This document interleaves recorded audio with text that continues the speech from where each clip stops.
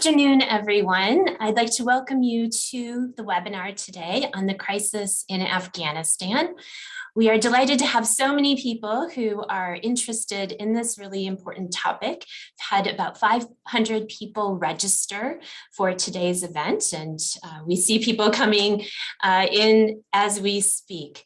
My name is Mary Stegmaier. I serve as the Vice Provost for International Programs here at the University of Missouri. And I'm delighted to have an outstanding lineup of speakers who will provide different perspectives on the situation in Afghanistan with us today. I'll briefly introduce each of the presenters, and when they present, they can provide us with some more background. First up will be Victor McFarland. He is an associate professor in the Department of History.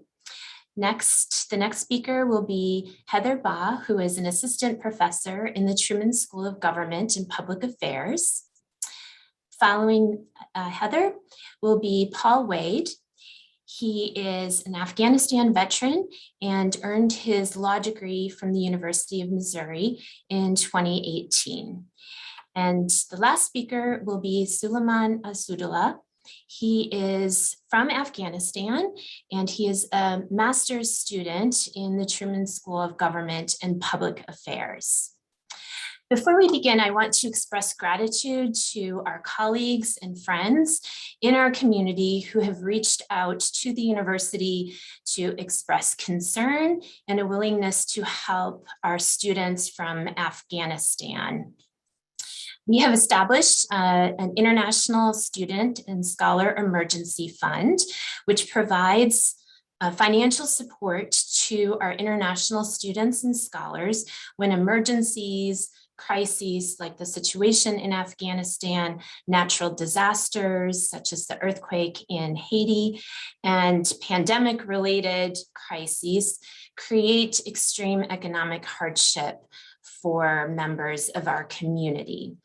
As you see on the screen, there is a link and a website where you can give if you have the resources to do so. We will also show this slide later in the presentations today. So if you'll have another chance to write this down. At the end of today's presentations, we will have some time for a few questions. If you would like to submit a question, please use the chat function in Zoom.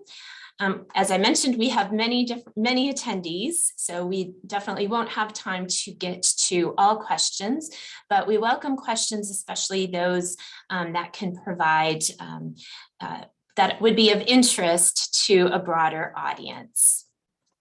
So with that, I would like to turn this over to Victor McFarland, who will start the presentations by giving us a historical perspective on the situation in Afghanistan. Thank you.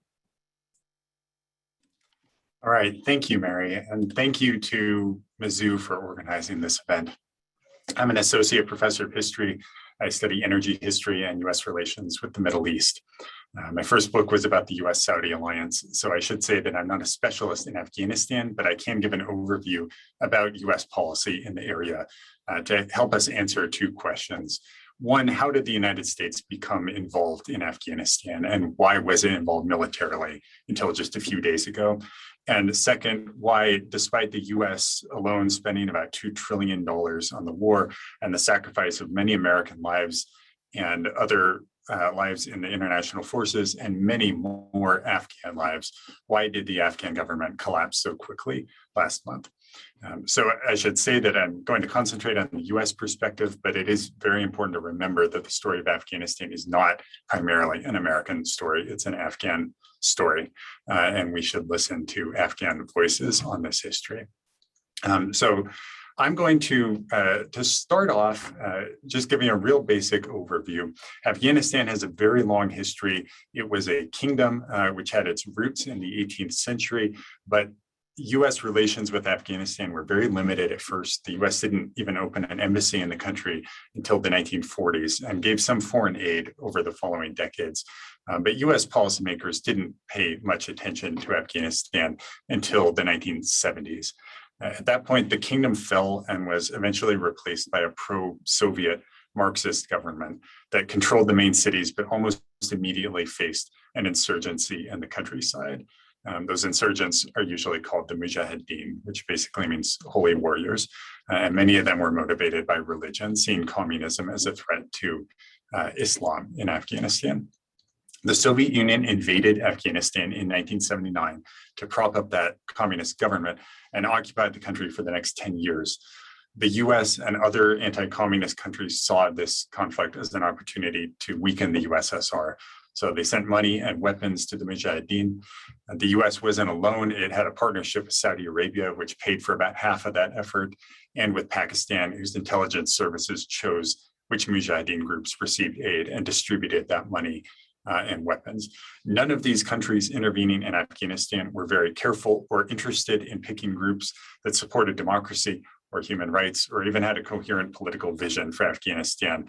Their main criterion for whom to support was whoever would kill the Soviets and their Afghan communist allies. So this effort empowered some of the most violent extreme groups in Afghan politics. The Soviet Union responded with tremendous violence of its own, massive bombing of civilian populations in areas outside government control.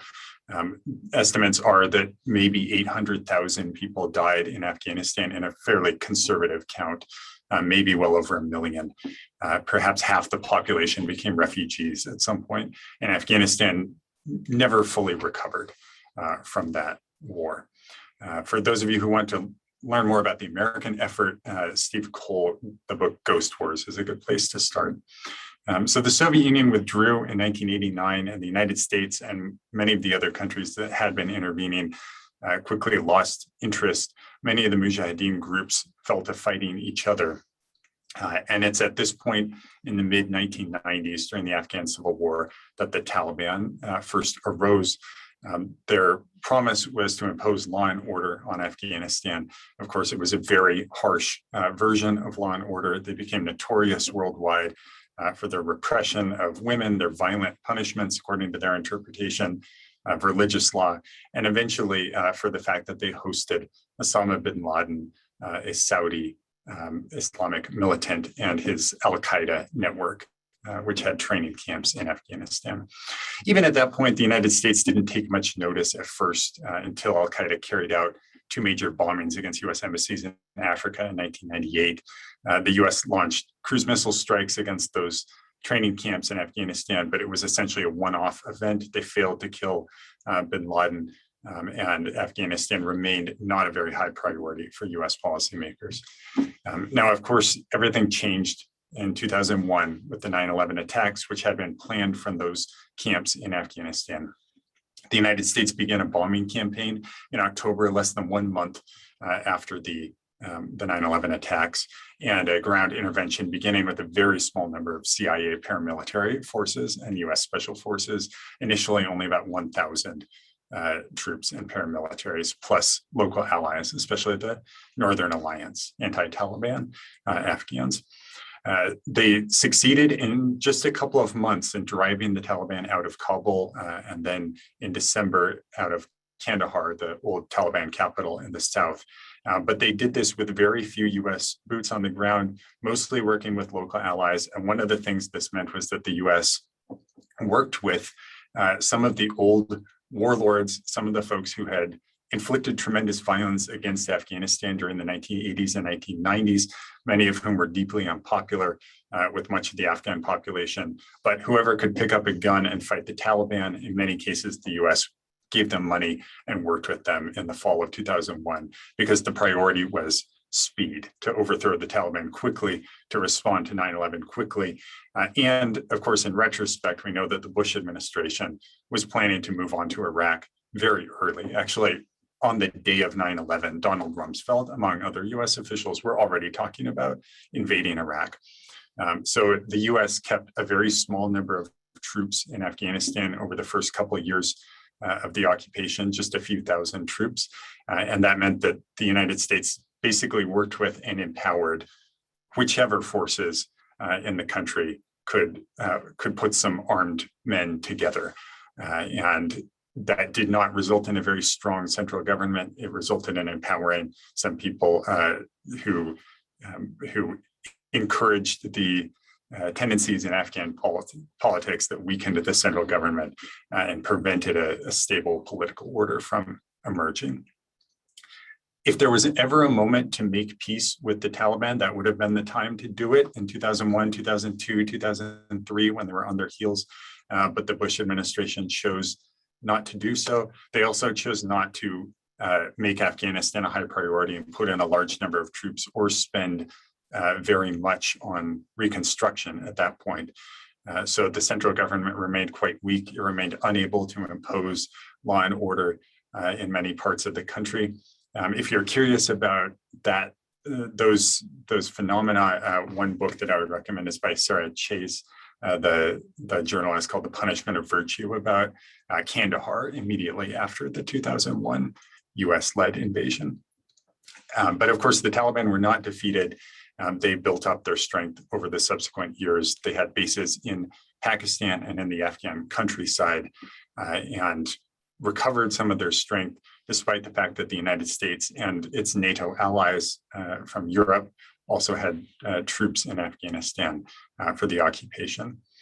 So over the subsequent years, I won't say too much about it because I know our other panelists are going to discuss the more recent events.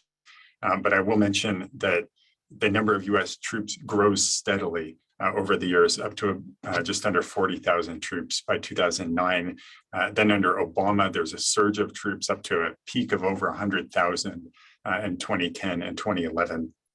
But by that point, polls were already showing that the American public was turning against the war. Obama had promised to draw those troops down, and he began drawing them down in 2011. And then subsequently, during Obama's second term, during the Trump administration, and now the Biden administration, the number of US troops declined until complete withdrawal just this last week. So why did the government fail? I want to emphasize it's not because Afghans didn't fight. One of the more reliable accounts has about 60,000 Afghan security forces losing their lives in this war, compared to over 2,000 American lives. So it's not that they didn't fight, but the legacy of, at this point, more than 40 years of war is a very weak central government, empowered warlords in many parts of Afghanistan, and a very limited ability of the United States to dictate political outcomes in the country, especially when the United States did not make Afghanistan a top policy priority for many of those years. So the other panelists will talk about what's happened recently and what might happen next. But one thing I'll say is a pretty clear lesson of this history is, as I said, the ability of the United States to dictate a political outcome in Afghanistan is limited. But what can the United States do? It can support refugees. It can admit refugees to the United States. It can offer humanitarian assistance. And given that the United States was militarily involved in Afghanistan for 20 years and supported the Mujahideen for decades before that, the United States bears a significant share of the responsibility for what Afghanistan looks like today, and bears a responsibility to do what it can in terms of refugees and humanitarian assistance. All right, so I'll turn things over to the other panelists. Thank you so much, Victor. So next up, we have Professor Heather Baugh. Hi, I'm Heather Baugh, and I'm an assistant professor in the political science department. My research focuses on international political economy, but also US foreign policy.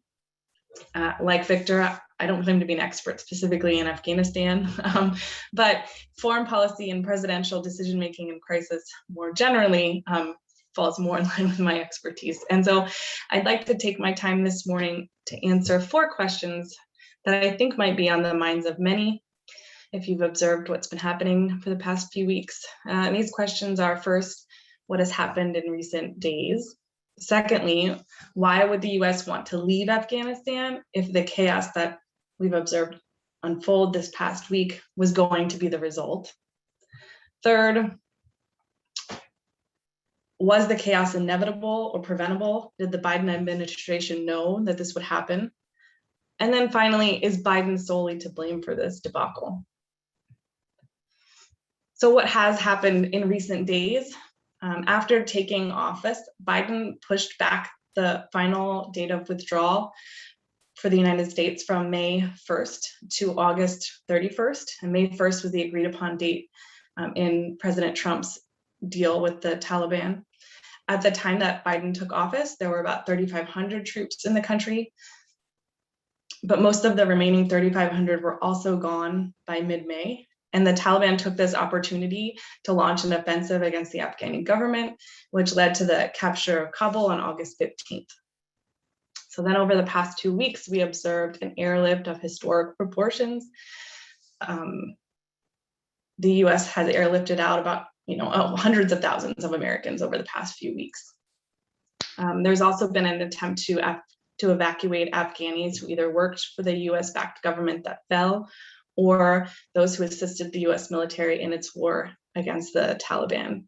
We've also attempted to evacuate influential women out of concern for what the Taliban might do, because they've been particularly harsh and unkind to women in the past. It does seem like the US was able to evacuate all US citizens who wanted to leave. I think there's about 300 that are either unaccounted for or wanted to stay in some way.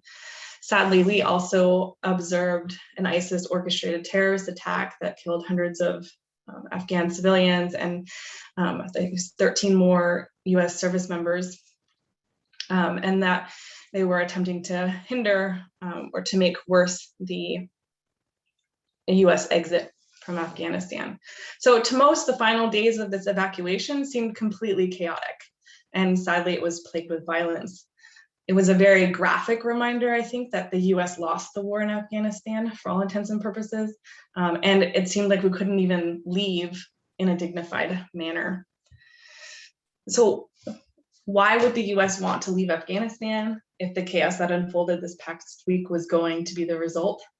And I would say that for a long time, there's been an emerging consensus, both among Democrats and Republicans, but certainly more so among Democrats and independents, that the US had obtained its primary objective in the war of Afghanistan. Now, there has been some debate over what objectives were for the war in Afghanistan, but most agree that the primary objective was to hunt down al-Qaeda leaders, especially Osama bin Laden. So we got Osama bin Laden under the Obama administration. And al-Qaeda, after the US invaded Afghanistan, really migrated and evolved beyond the borders of Afghanistan. And so then that initial objective was also negated or changed. There were other objectives certainly mentioned by the Bush administration early on. We wanted to punish allies of al-Qaeda and then those who harbored them, like the Taliban.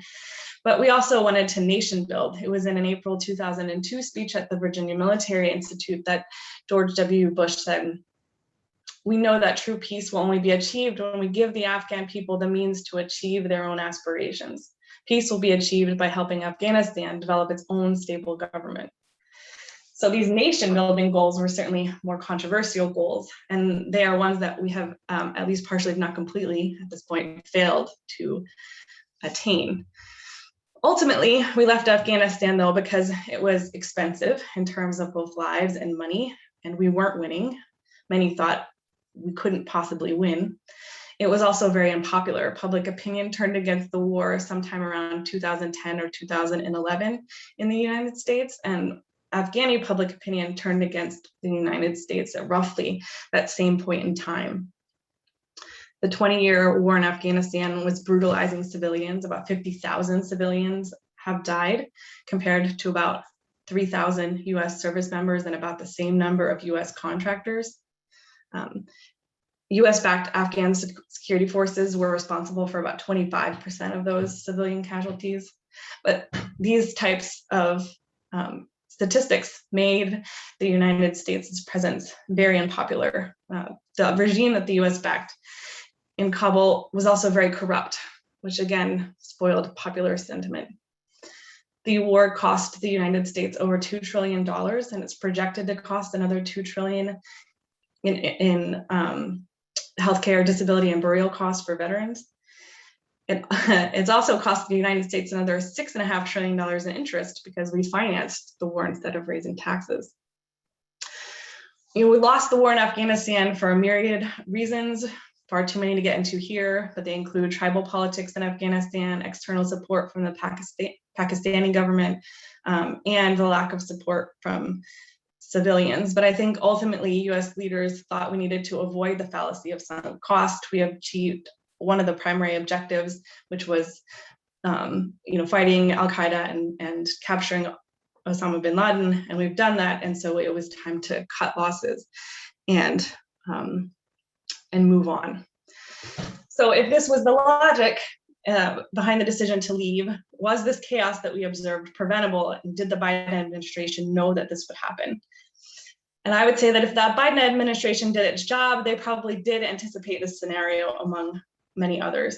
In his address on August 16th, Biden indicated that he and his advisors had made contingency plans for the collapse, but also acknowledged that it happened way more quickly than they expected.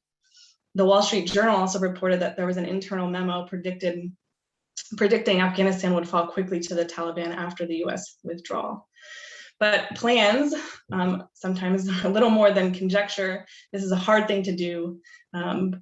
Presidential administrations for the entire history of the United States have failed to do this accurately on many, many occasions. So this appears to be another instance where the US administration either failed to gather accurate intelligence about the Taliban, but they certainly failed to predict the speed at which Kabul would fall.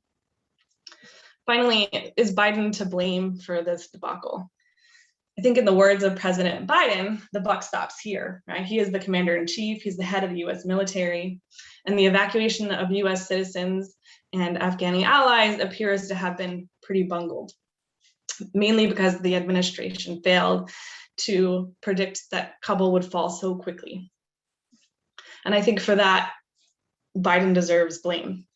But I think it's also worth mentioning, and I would be remiss if I didn't, as a scholar of US foreign policy making, that national security isn't only the responsibility of the military and the commander-in-chief, but it's also the responsibility of bureaucratic executive departments and agencies such as the Department of State, the CIA, the National Security Agency, the Department of Homeland Security, USAID, and the secretaries and directors of all these agencies staff the National Security Council, which is the primary advisory body to President Biden on national security matters. And all of these agencies had operations and a footprint in Afghanistan. So while the buck might stop with Biden, ultimately, its other administration personnel likely share some of the blame. It's just that usually in the moment, we don't know where the blame falls, and it isn't until after the fact, until the administration ends, until documents are leaked or declassified, or administration personnel write their memoirs, that we find out exactly who was involved in the decision, who made the decision to favor some intelligence over others and to make their plans based on that intelligence. So I would just like to conclude by saying that what reporting has been done of Biden's national security decision-making process and his crisis decision-making process suggests that actually his process is working very well, and that his experience in the Obama administration as the VP and his experience in Congress is serving him well. They've restaffed the National Security Council. They've reinstituted norms and protocols for meeting regularly and making decisions that involve a large number of people across the national security community. Based on comments that have been made by people like Defense Secretary Lloyd Austin or National Security Advisor Jake Sullivan, this suggests that there's a culture of teamwork that has really taken root. And it appears that this decision-making process is one that embodies many of the principles that foreign policy scholars hold up to be ideal principles for foreign policy decision-making. So it was a far from perfect exit, and the Biden administration certainly underestimated how quickly the Taliban would seize control. We did evacuate most Americans, but sadly there are many US allies still stranded there, and their fate is tragically uncertain. And I think whatever happens in the coming weeks or days, the Biden administration will either take credit or bear a large responsibility for any tragedy that befalls them. So I think our thoughts are with them going forward. Thank you. Thank you, Heather. So Paul, I will turn the floor over to you. Right, I'm Paul Wade. I am I have an MBA with focus in international business from Benedict University. I am a graduate of the law school at University of Missouri. I was a 2017 class of for Tillman Scholar, and most importantly, I am a 3-time deployer, once to Iraq, twice to Afghanistan, mostly in the eastern portion. I served 12 years from 2003 to 2015. 5 years enlisted, 7 as an officer, and I'm currently serving in the Missouri National Guard as a major. All my time has been spent in the infantry. I want to talk about 3 things. First is the personal part of being a soldier. I can only speak to my time and what I kind of noticed. Then second is the strategic and the tactical, because I think sometimes we talk about these the numbers of soldiers going up and down. We don't really look at, I think every time we do that, we're still looking at, there's a tactic that we're going to use to win the war and kind of how that functions through the political process. And then just some of my takeaways from Afghanistan if we have time. First on the personal, I can just tell you that I was on track at one point to deploy 4 times in 8 years. And the constant rotation that takes on you is, it beats on you, it grates on your family. There was always this idea that there was dwell time. You get 1 year of dwell time. Most of that time you get about 1 month off, and then you're right back into the rotation of doing individual tasks, collective tasks. Then you're spinning up to go to either National Training Center in California or JRTC in Louisiana. So that all being said, I have a father who was also in the Army during the Vietnam era. He was in the reserve, so he did not deploy, but he will tell you all the problems with the draft Army. And I will tell you the part of the problems with the volunteer Army is that at one point in 2005, they took away the ability of battalion commanders to separate soldiers from the forces because we were 7,000 down on our ability to recruit. They said, if you just retain 1% of your soldiers, that will be 3,000 people back in our ranks. You can read, there was a Wall Street Journal article that discussed this. I can tell you from my own personal time there that I deployed with multiple people who had done things that would previously have gotten them kicked out of the Army just a couple years before. One of those guys tested positive for drugs 4 times. There was also an eventual backlash that occurred to that. And I think in about 2012, there was a drawdown because we couldn't get enough people to join. What ended up happening was I actually worked with when I was at law school, I was in the law school's veteran clinic. I really think that one of the people I represented had been given a bad conduct discharge, other than honorable, based on the fact that he had tested positive 1 time, took credit for it. And I just think that the people who had been in during that time when you couldn't get rid of people were saying, we're going to send a message. And some people end up paying the price for that. I can tell you my second deployment, I was part of a small company that went as combat advisors. There was 8 of us that went, 6 of us were married. I am currently the only person that is married to the same person during that deployment. So it does grate on you. I also think it might be that my wife doesn't realize she could probably do better. Obviously we all know somebody who paid the ultimate sacrifice. I've done, Memorial Day messages, had to talk before. And I always say, if you don't know somebody who paid the ultimate sacrifice, talk to somebody who's a veteran of Iraq or Afghanistan, because they will be able to tell you who these people are.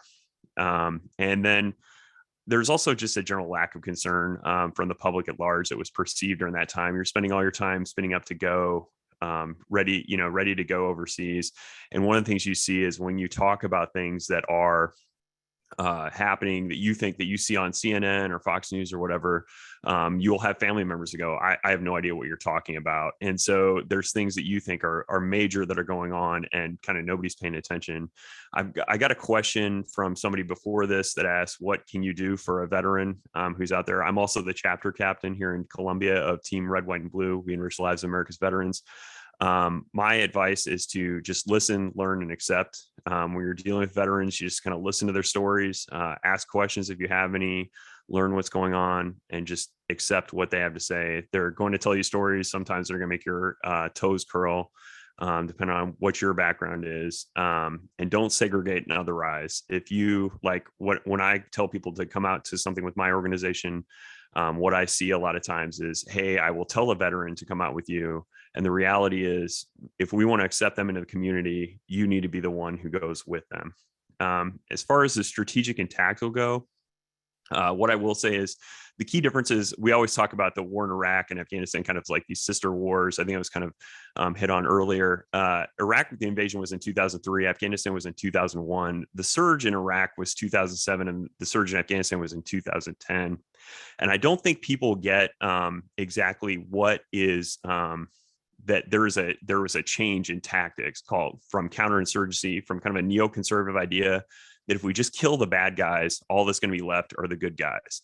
And the idea that everybody wants freedom. And so if we can just get rid of enough bad guys, the free people will be left. And the counterinsurgency theory is this clear, hold, build idea. You clear the area of insurgents, you hold the area, and then you build up local power. So whether that's building roads, building police, building some other kind of thing, that takes a lot of people and it takes a lot of money. And so there's a lot of books out there. I would encourage people to read Learning to Eat Soup with a Knife. There's a book series by Tom Ricks about Iraq called, first one is Fiasco and the second is The Gamble.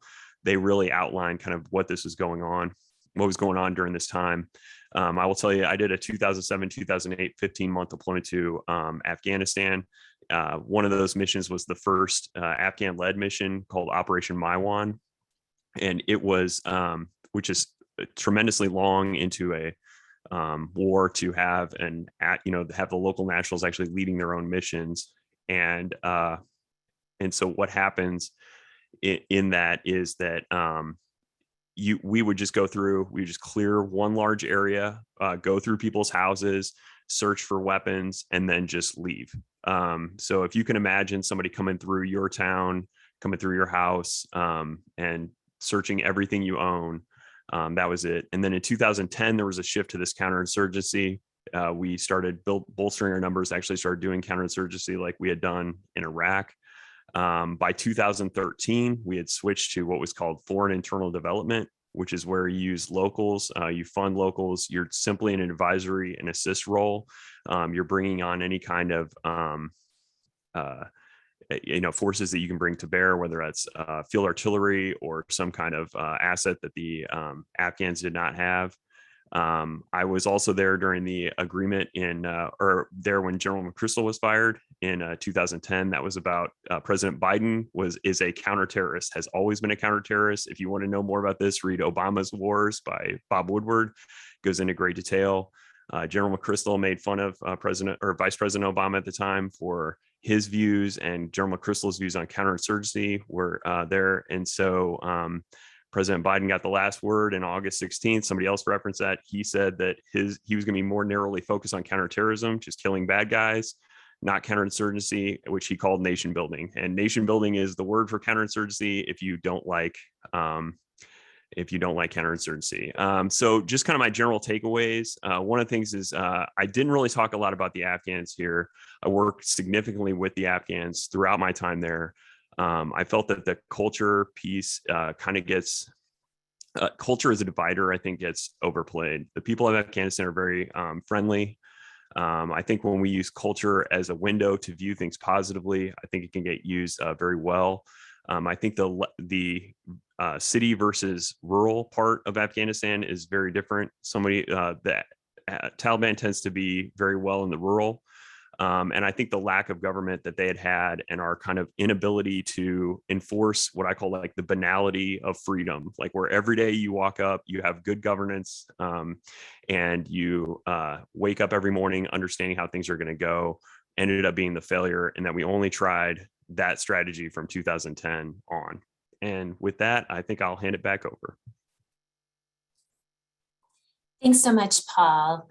Suleiman, I'd like to invite you to share your experiences. Thank you, Dr. Stegmaier. Hello, everyone. I'm Sulaiman Assadullah, and I am a Missouri student studying MPA. I arrived the 10th of August to the United States just before the fall of the government. Mm. So I'll be studying Master of Public Affairs here at the Truman School, and I would like to talk about the family situation of me and my colleagues here, the general situation in Afghanistan, and how people of Afghanistan are, and what we are facing nowadays due to all these that happened. I really enjoyed listening to our speakers. They gave a nice background, and I would say that they did really good job on that. And if there will be anything that I would like to add, and if the time allows, I would like to add to that. And if there are questions, I would be happy to answer. So I come from Kabul. I worked there for 10 years, 11 years in past 11 years in the development sector of the country, working with the US government and other donor organizations. Currently, there are four Fulbrighters that arrived in July and August, two that came 2 years ago, and then there's also one of our Afghans who work with the health sector in Colombia. We all have different experiences, but overall the condition is the same for us. I will start with my own family. I have kids, my parents, and my sister, who were all busy in Afghanistan studying, doing work with the government. The situation currently there is that banks are closed, family hardly finds enough money, families hardly find enough money to go to purchase their groceries and fulfill their daily needs. They have a lot of issues in terms of covering for their daily expenses, because one of the things that I saw today, and it was really heartbreaking, is that in front of a bank that has one ATM, probably 500 people were in line to get only $120 with the exchange rate that was imposed or that was in place probably August 12 or 13, which may very well be now to $100 or even less. People have lost their jobs, most of them. My family, my sister had a job. My wife also had a job. She homeschooled some students. Both of them are now at home. They do not have anything to do because the government currently, of course, who in power, will not allow women to work, and schools are closed. Only a few schools are open, and they also allow students to go to schools up to grade 6 only. And most of the students do not go to schools because of the fear that who knows what is going to happen to them. The teachers also do not come. The staff also do not come. Mostly have either fled the area, left the country, some of them, or may have just stayed home, and they prefer staying home instead of coming out. The same situation applies to my friends who also are here in a few meetings that I've had with them, or informal chats that I've had with them. Those who worked with the government, women especially, are all home, and they have nothing to do except for like sitting home and doing nothing. Men mostly have businesses who have lost their jobs or lost their customers. My father himself, he has a business of garments, and it's been, I think, 10 days that he goes to his business and he returns without a single transaction. I have a friend, one of my friends in this group who just arrived this August, says that his father is a taxi driver, and he takes out his car, returns with not even enough to refuel the car again. These are the kind of situation we are facing. And worst of all is that once Taliban settle, I think there will be more problems for us. It's not that they are safe. They are safe for now, but that is because Taliban did not know that they will get to the capital that soon, did not have planned for it. And now that they are already there, they need to settle. And once they are settled, believe me, these forgivenesses, well, why would they be forgiving people for just getting education and working for rebuilding of this country. These are all jokes. There are so many people who have their biometric data, their fingerprints, their house addresses, family details, all recorded in different computers on biometric machines and databases in these government offices. I have my own data, and I know all of my friends who are here, they have their data. And there are so many other Afghans who have their data there. Once things are settled, once Taliban are in place and they know what to do, they will start searching. Already searches have begun. Of those who they were already in search, they were in fight and they wanted to see, if they are still in Kabul. Locals say that many houses have been searched. It's just that the media is not, and is unable to reach those places, those people whose houses are searched, whose people have been taken hostages. And that is only of Kabul. What I hear from rural areas is really different. Things are really worse than this. People are getting, taken out of their houses. Some are some just disappear. Others are either warned or tortured or even killed in the rural areas and provinces, of which there is not a single news in the media. What we hear mostly is about Kabul, and they just show that they are standing against some street crimes and stuff like that. Well, yeah, with that kind of brutality that they proved throughout these 25 years of their existence, who would not fear them? Street thugs or regular people or public, everyone will fear them. So that's not an achievement for them. And I think once they're settled, I'll repeat myself, once they're settled, they will search for houses, they will search for people who they target. Everybody's information is there, their houses, their family members, and they will come after them. And that is when the real worry begins for us. I would like to also add about who Afghans are. You see, people may show that Afghanistan is a country where Taliban have a lot of influence over people, or people favor Taliban. It's not the case. Afghanistan has been in war for 40 years. 40 years is a lot of time. 40 years means that before my existence, there was war.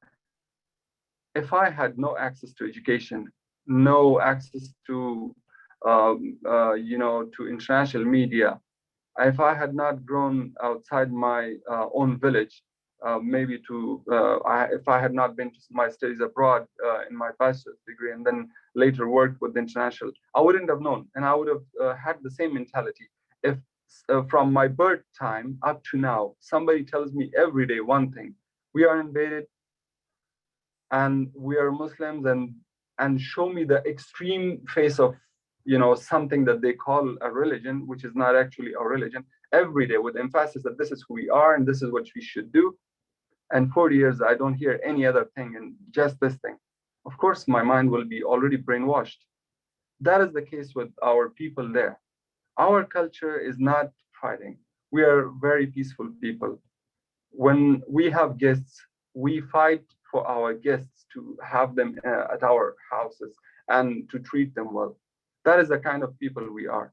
Today, we are really, and this accusation may be fine because the international media shows only what they have very hot on the headlines. What the reality is, people are different. It's not those that that are shown. We are not extreme. Taliban were never from Afghanistan. Taliban are never from Afghanistan, and they will never Afghanistan. We are hard. At the last time, I would say that when my children ask me, Papa, what's going to happen to us? Are they really going to come for us? Are they going to kill us actually? These are the toughest questions that I've been facing. And it's not me only. I see my friends, and in the mornings when I see them, I can understand how much they have cried last night and still have gathered everything they had in them, in their mind and their heart, all the energy to again come to school and then see, discuss their classes and how they can help their family.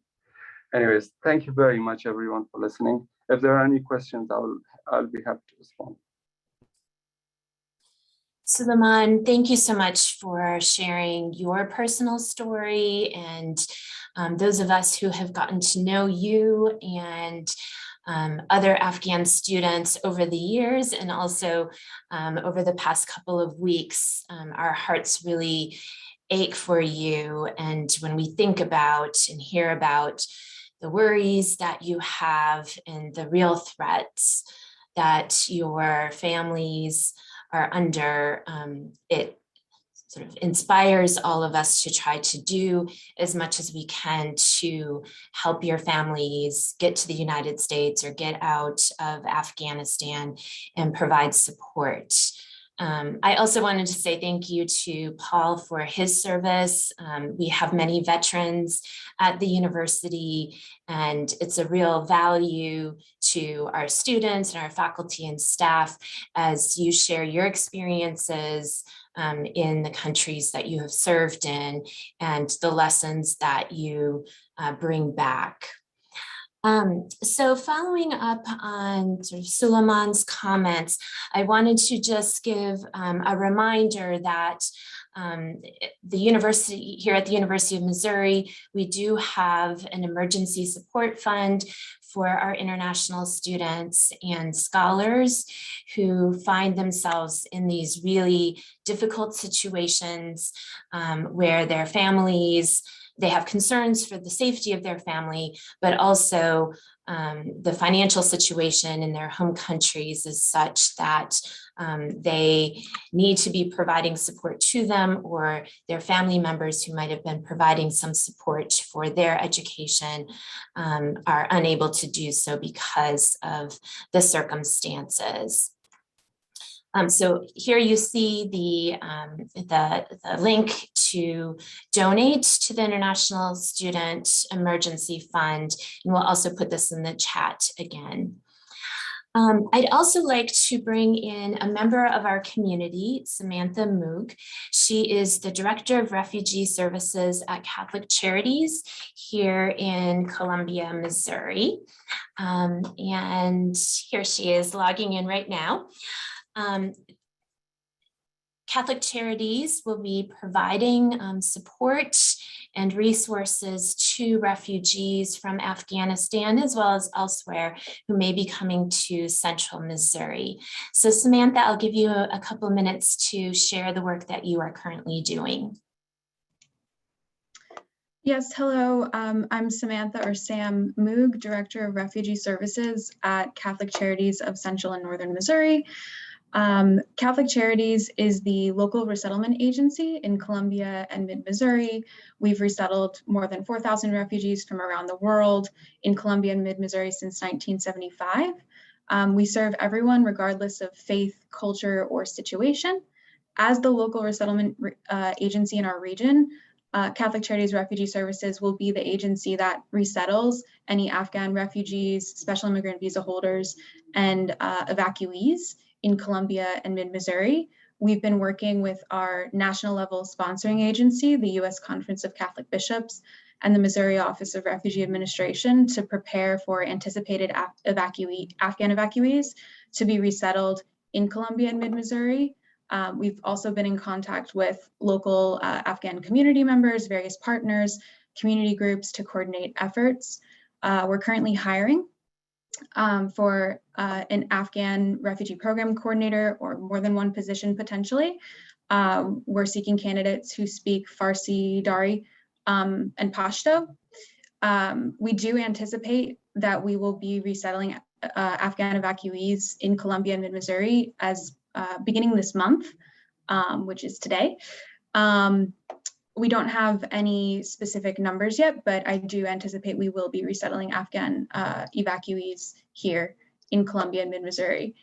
We have a page on our website where people can indicate how they're able to assist with local response efforts.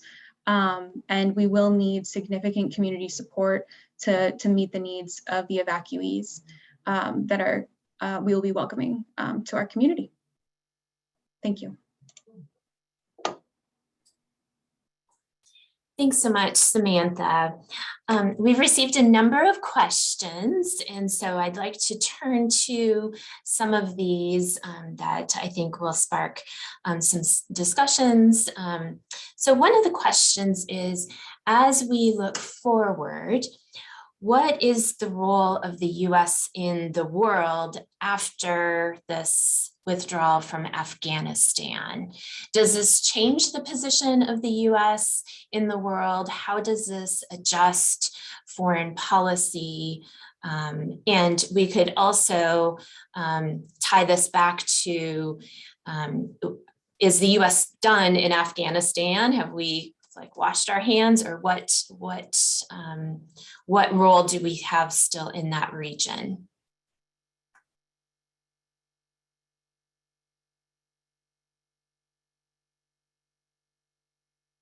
I can say a few words. I think maybe the future-looking question is better directed towards Professor Baugh, but one thing I do want to note is since Suleiman told us about the economic chaos that Afghanistan is already falling into, I think it's important to remember about half of the Afghan economy was based on foreign aid until the last couple of weeks. And so we're looking at a potential humanitarian catastrophe if all that aid were just cut off.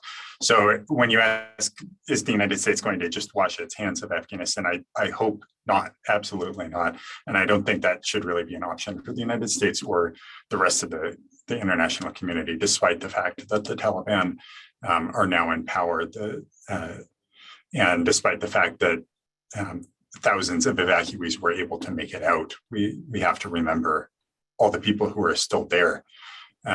So no, I don't think that should be an option. And historically, when the last time the United States essentially washed its hands of Afghanistan, or tried in the 1990s, it had a very tragic outcome, especially for Afghans, but a costly outcome for the United States as well. Yeah, I mean, that's a big question. I think I could probably talk for an hour to answer all the parts of that question. I think, does our experience, does our withdrawal in Afghanistan, should it force us to rethink our foreign policy and our role in the world? I mean, absolutely, right? It should, most importantly, make us reevaluate the influence of neoconservative principles in foreign policy, because I think that is what got us into the quagmire in Afghanistan to begin with. Does it force us to rethink our role in the world, the amount of power that we perceive ourselves to have in the world? I mean, Ezra Klein, who's a New York Times columnist, wrote a really long op-ed maybe about a week ago, saying that it absolutely should, that we just need to fundamentally rethink and re-estimate, right, our own power and our own influence and our own capabilities in the world. And that, I mean, that seems right. It should spark a dramatic reevaluation. Not only that, but there's so many other problems, so many other so many other big challenges that the United States and the world faces. And so I think that this should be a point in time in which we kind of dig deep and then do a little bit of introspection and reevaluate what we want our foreign policy to be and what we can realistically do in the world. And, is this the end? Is the United States going to wash its hands of Afghanistan? What involvement will it have in Afghanistan? I think so much of that depends on what the Taliban does in the coming weeks.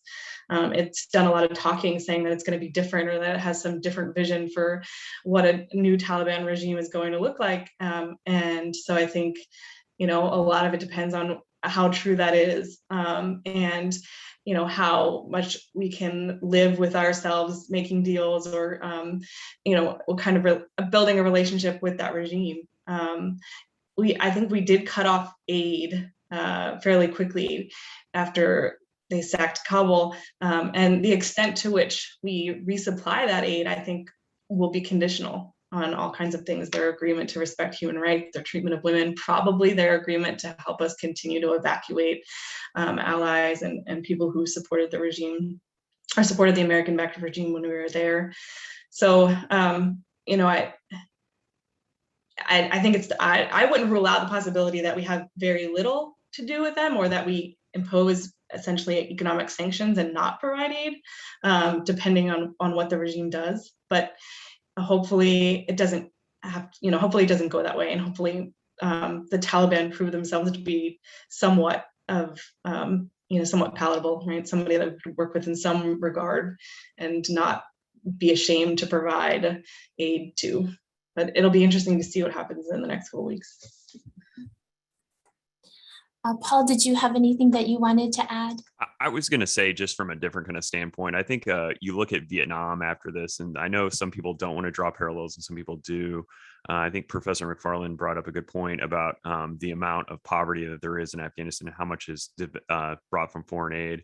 I think that's going to be an issue going ahead in Afghanistan. But I think from a DOD's point of view, DOD would much rather fight China or Russia or something in a conventional war. And I think that's what happened after Vietnam, was that the military kind of chose that the lesson from Vietnam was don't fight in Vietnam.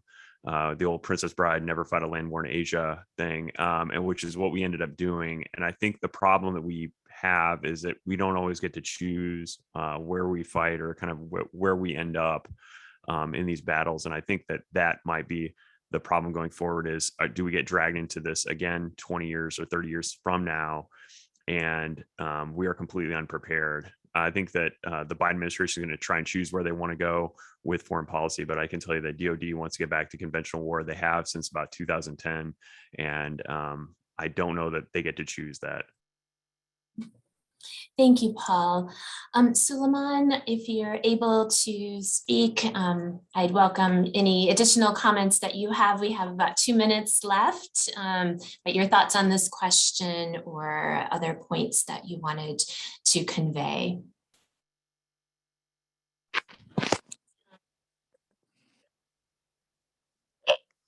Yeah, thank you very much, Dr. Mary Stegmaier.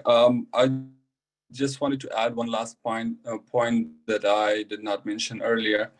President Biden said that we are not done with ISIS-K, and let me tell you clearly something. Afghanistan's border has safe havens built recently for ISIS-K, and this is something that I don't hear from media. This is something that I hear from locals who live there. They say that people are evacuated on the other side of the border, and they're and training centers being built for them. I don't know who is doing it, but of course, obviously, the government of the country is doing it there. And with that said, it looks like America may not be done with them. And that also brings another fear to our people, to our citizens, especially to families who do not have a way to go and live in the rurals, because they will be easily identified. And in Kabul, currently, my family, last night as I spoke with them, it was morning and they were already moving from one place to another so they can stay a couple of weeks there. If this situation gets worse and then there's another sort of raid against ISIS-K in Afghanistan, looks like neither the U.S. is done with the country or with ISIS-K, and nor are our people safe. Thank you so much. Thank you, Suleiman. So I want to wrap up by saying thank you very much to all of the panelists for sharing their expertise and experiences. It's really important for all of us in our community to be informed on this topic and learn about ways that we can help. I want to thank all of you who attended today.